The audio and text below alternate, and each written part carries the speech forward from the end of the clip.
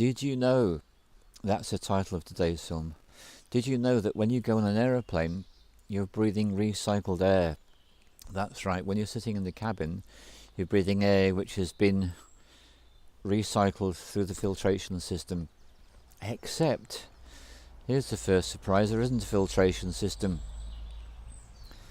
In the days when you got on an aeroplane and people used to be allowed to smoke, they had very powerful filtration systems to clean the air. They knew they needed to. Well, since those days, that no longer occurs.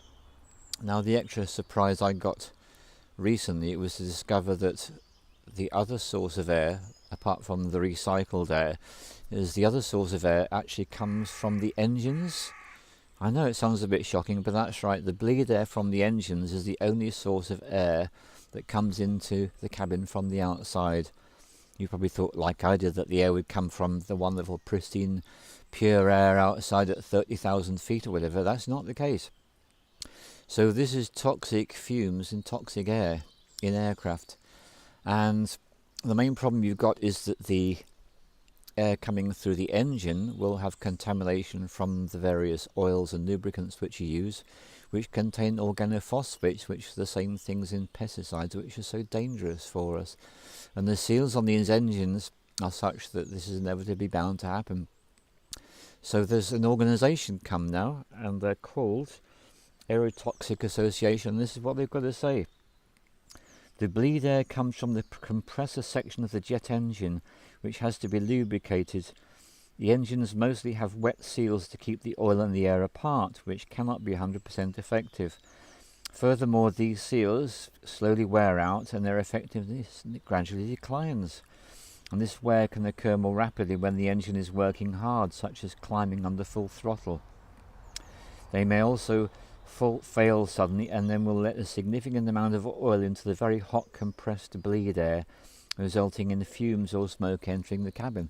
This happens on a regular basis, and it's called a fume event. And here's the big statement: there are no filters in the bleed air supply to stop this from happening. So, serious thing.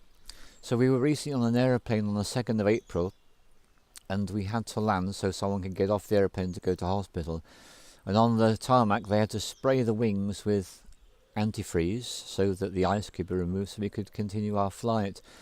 And afterwards they warned us there'd be a smell in the cabin, and they said it was perfectly safe. And I thought at the time, that sounds funny. So I breathed that toxic air, as we all did. And to be frank, I've not felt quite right ever since. So that's why I'm bringing this subject to your attention, just so that you are aware that the air in cabins is not safe and it's not even filtered. There are people, you'll notice, some cabin staff and some people who fly will now actually, you'll see them wearing these activated charcoal filter masks. What a good idea that is. So if you fly regularly, even if you fly reasonably often, you might want to get hold of one of these activated charcoal masks to protect yourself from the fumes. So very surprising to share that with you. So my final thing is, there's in the description you'll find information about the Aerotoxic Association and the article which I've read, and also you'll find about Green Med Info. Now, Green Med Info are so cutting edge, they are now banned from the major social media networking sites such as Facebook, Instagram and Twitter. So the only way you can get onto them is to join by email. So I'll give you the link to Green Med Info. They're full of lots of interesting information about health. They've covered turmeric, how wonderfully helpful that is. So they're well worth looking at. Thank you very much.